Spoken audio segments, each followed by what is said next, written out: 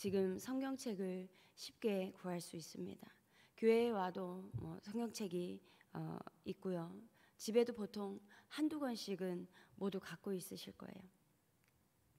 그래서 우리는 이렇게 지금 성경을 편하게 보고 있습니다.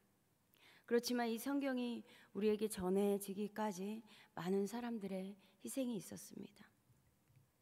처음에 1832년 네덜란드 선교회의 파송으로 카를 귀칠라프라는 목사님이 조선에 들어왔어요. 당시 조선의 왕은 순조였습니다. 귀칠라프 선교사는 왕에게 줄 진상품을 선물했는데 그 중에 기독교 전도 책자들과 한문 성경 한 권도 있었습니다. 이러한 귀칠라프는 이렇게 조선에 잠시 지내면서 조선 언어를 통한 소통이 필요하겠구나라는 것을 절감했었어요.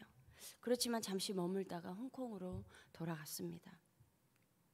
그러나 이것이 성경 도입의 포문을 여는 시작이었습니다.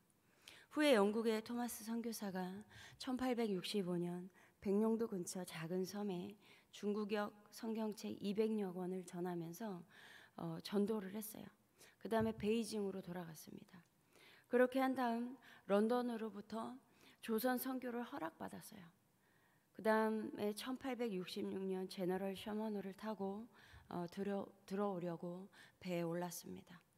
그런데 이때 조선은 서양에 대한 배척을 하고 있었기 때문에 조선군은 이들을 막았고 이로 인한 무력 충돌로 이 제너럴 셔먼호가 불타기 시작했어요. 이때 그 배에 있던 토마스 선교사는 급하게 강가로 성경책을 던졌습니다. 그리고 마지막 남은 성경책을 품 안에 넣고 강물로 뛰어들었어요. 그러나 곧 조선군에 의해 생포되었습니다. 이때 조선 군사 박충건이라는 관리에 의해 처단의 위기에 처했을 때 토마스는 급히 자기 품에 있던 성경책을 꺼내어서 미소를 지으면서 내밀었어요. 그리고 두 손을 모아 기도를 드렸습니다. 그렇게 토마스 선교사는 조선 땅을 제대로 밟아보지도 못하고 순교하게 되었습니다. 그러나 토마스 선교사의 순교는 헛되지 않았어요.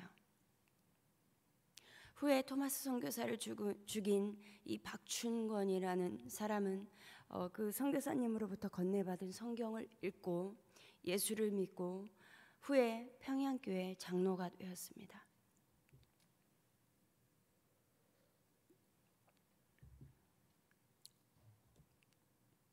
또한 토마스 선교사가 참수당하기 전에 어떻게 전달이 되었는지의 과정은 잘 모르겠지만 다른 사람에게도 성경이 전달되었는데 당시 12살 소년이었던 최치량이라는 아이였어요. 이 아이는 그것을 받아서 당시 평양성 관리였던 박영식에게 건네주었습니다. 박영식은 그 내용에는 관심이 없었고 성경책을 이렇게 뜯어서 자기 집에 도배를 했습니다. 도배를 하고 보니까 아침에 눈을 떠도 벽에 성경이 있고 밥을 먹을 때도 성경이 있고 이리저리 뒤척여도 성경이 있었어요. 그래서 그 도배했던 성경을 읽다가 예수님을 믿고 구원을 받았습니다. 그 후에 1882년 만주에서 스코틀랜드 선교사의 존 로스와 맥킨타이어에게서 한문 성경을 전수받은 서상륜과 백홍준 등이 누가복음을 한국어로 번역했습니다. 이것이 최초의 한국 번역 성경이에요. 이후에 1885년 일본에서는 이수정을 중심으로 마가복음이 한국어로 번역되었어요. 그 이후로 성경은 계속 꾸준히 번역되어서 대한성서공회에서 1900년에 신약을 번역했고 1911년에는 구약을 번역하면서 이 성경 전체가 번역이 되었습니다. 그리고 이후에 시대의 흐름에 맞게 개정이 이루어져요. 1938년에 개정되고요. 1961년에 개정돼요. 그리고 현재 우리가 사용하고 있는 성경은 1998년 개정된 개역 개정판입니다. 그 밖에도 최대한 성경을 원문에 가깝고 또 읽는 사람들이 이해하기 쉽도록 지금도 많은 사람들의 수고로 끊임없이 여러 번역본들이 나오고 있어요. 이렇게 해서 성경이 우리에게까지 전해졌습니다. 이러한 성경은 하나님의 나라와 우리의 영혼에 생명을 주기 위한 책이에요. 그러나 뿐만 아니라 현재 우리는 이 땅에 살고 있는데 이 땅에 임한 하나님의 나라와 또한 우리가 육신을 입고 살아가는데 육신을 입고 살아가는 우리의 삶과도 밀접한 관련이 있습니다. 하나님은 이전에 곧 가나안 땅에 들어갈 이스라엘 백성에게 모세를 통해서 모압 땅에서 신명기의 말씀을 전하게 하셨어요. 그 내용을 요약하면 여호와의 말씀을 듣고 행하면 그 명령을 준행하면 하나님의 이 땅에서도 승리하게 할 것이고 하나님의 자녀의 신분에 맞는 삶을 충분히 살아갈 수 있도록 하신다는 것이었습니다. 그리고 모세가 죽은 후에 약속의 땅, 그 가나안 땅을 정복해야 하는 여호수아에게 하나님은 이렇게 말씀하셨어요. 오직 강하고 극히 담대하여 나의 종 모세가 내게 명령한 그 율법을 다 지켜 행하고 좌로나 우로나 치우치지 말라. 그리하면 어디로 가든지 형통하리니 이 율법책을 내 입에서 떠나지 말게 하며 주야로 그것을 묵상하여 그 안에 기록된 대로 다 지켜 행하라. 그리하면 내 길이 평탄하게 될 것이며 내가 형통하리라. 이렇게 하나님께서 말씀하신 대로 여호수아는 약속의 땅에 정복해 들어가는 과정에서 하나님의 말씀대로 순종을 했고 그 순종의 결과는 승리였습니다. 그래서 여호수아는 죽을 때까지 하나님의 말씀을 떠나지 않았어요. 그리고 자신의 마지막 인생의 백성들을 세겜에 모두 모이게 한 후에 지금까지 인도하신 하나님의 역사를 다시 한번 선포하고 유언과 같이 남긴 말은 너희는 너희가 섬길 자를 오늘 택하라. 오직 나와 내 집은 여호와를 섬기겠노라 라고 하며 굳건히 선포했습니다. 이에 백성들도 함께 우리가 결단코 여호와를 버리고 다른 신을 섬기지 않을 거다라고 함께 결단했습니다. 여호수아뿐만 아니라 다윗도 살아있을 때 하나님의 말씀을 항상 사모했어요. 하나님의 말씀과 동행하며 살아간 삶이 어떠한 삶과도 비교할 수 없다는 것을 알고 있는 다윗은 죽을 때 솔로몬에게 이러한 유언을 남기죠. 열왕기상 2장에 보면요, 다윗이 죽을 날이 임박하매 그의 아들 솔로몬에게 명령하여 이르되 내가 이제 세상 모든 사람이 가는 길로 가게 되었노니 너는 힘써 대장부가 되고 내 하나님 여호와의 명령을 지켜 그 길로 행하여 그 법률과 계명과 율례와 증거를 모세의 율법에 기록된 대로 지키라. 그리하면 내가 무엇을 하든지 어디로 가든지 형통할지라. 여러분, 믿음의 사람들이 남길 유산은 하나님의 말씀뿐입니다. 미국의 대통령 아브라함 링컨은 어릴 때 어머니가 돌아가셨어요. 너무나 가난했던 그 어머니는 링컨에게 남겨줄 유산이 성경책밖에 없었어요. 그 성경책 한 권을 유산으로 남겼습니다. 이러한 링컨은 평생 성경책을 떠나지 않았고 백악관을 기도실로 만들었어요.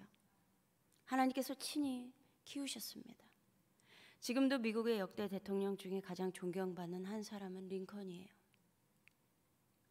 여러분, 왜 이렇게 믿음의 사람들이 하나님의 말씀을 강조하는지 조선이라는 나라를 알지도 못하던 그 사람들이 선교사로 헌신하고 어떻게 해서 조선을 알게 돼서 그렇게 죽음을 무릅쓰고 성경책을 들고 들어왔는지, 최대한 한 사람이라도 복음을 알게 하고자 왜 그렇게 성경을 번역하려고 했는지, 그리고 조금이라도 더 이해하게 하고자 지금도 왜 그렇게 끊임없이 번역하고 있는지 우리는 깊이 생각해 봐야 합니다.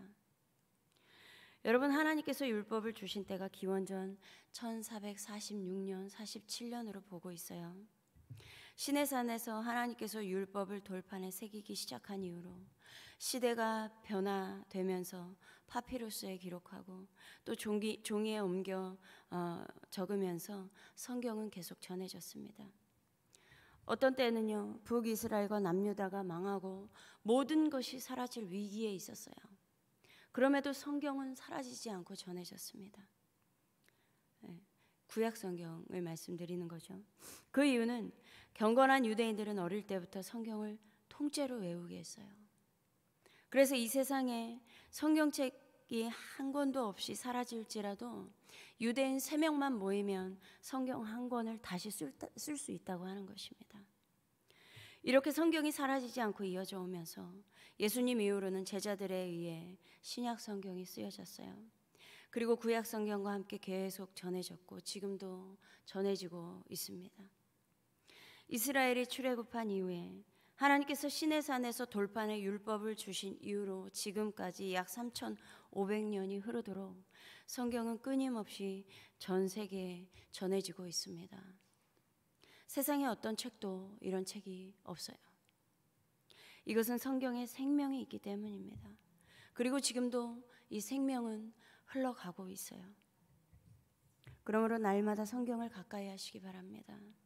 성경은 우리의 영혼뿐만 아니라 육신까지도 살리는 책이에요. 오늘 말씀처럼 우리가 배워서 굳게 믿는 그 진리 안에 머물러야 합니다. 첫 번째로 성경은 그리스도 예수를 믿는 믿음으로 말미암아 구원에 이르는 지혜를 줄 수 있습니다. 우리의 영혼을 살게 하는 거예요. 두 번째로 모든 성경은 하나님의 영감으로 된 것으로 교훈과 책망과 바르게 함과 의로 교육하기에 유익합니다. 우리로 하여금 바르게 살아갈 수 있도록 교육하기에 유익한 책이라는 것이죠. 이 땅에서의 삶을 살아갈 수 있게 하는 책이라는 거예요. 세 번째, 성경은 하나님의 사람을 유능하게 하고 그에게 온갖 선한 일을 할 수 있게 하는 것입니다. 이 성경으로 인해 무능한 자가 유능한 자가 되는 거예요. 어리석은 자가 지혜로워지는 것입니다. 그러므로 여러분, 수많은 사람들의 수고와 희생으로 우리에게까지 전해진 성경을 귀하게 여기시고 주야로 묵상하시기 바랍니다. 그리고 듣고 행하십시오. 또한 우리가 후손에게 물려줄 유산이 오직 성경이 되기를 바랍니다. 그것만이 우리 후손이 살 길이에요. 그렇게 하면 하나님은 그들의 인생을 친히 책임져 주실 것입니다. 그러므로 우리 성도님들의 가정에 그 어떤 것보다 성경책이 유산이 되어서 성도님들의 후손이 천대까지 복을 받는 은혜가 넘치고 그 후손을 통하여 하나님의 나라가 더욱 굳건해지며 더욱 확장되기를 소망합니다. 기도하겠습니다. 하나님 아버지, 정말 감사합니다. 이 생명의 말씀을 우리에게 주셔서 어떻게 이 안에서 구원을 얻는 지혜를 우리로 하여금 알게 하셨는지 정말 감사합니다.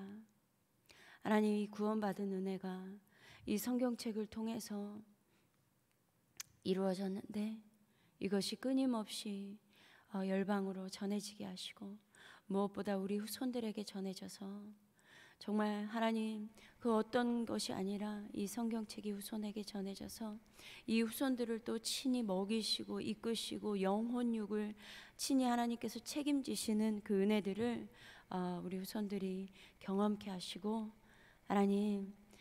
하나님께서 그들의 삶을 주장하시고 인도하여 주시옵소서. 그래서 하나님의 나라가 더욱 이곳 가운데 굳건히 서고 확장되기를 원합니다.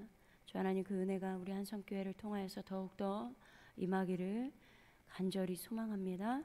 감사드리며 우리 주 예수 그리스도의 이름으로 기도드립니다. 아멘.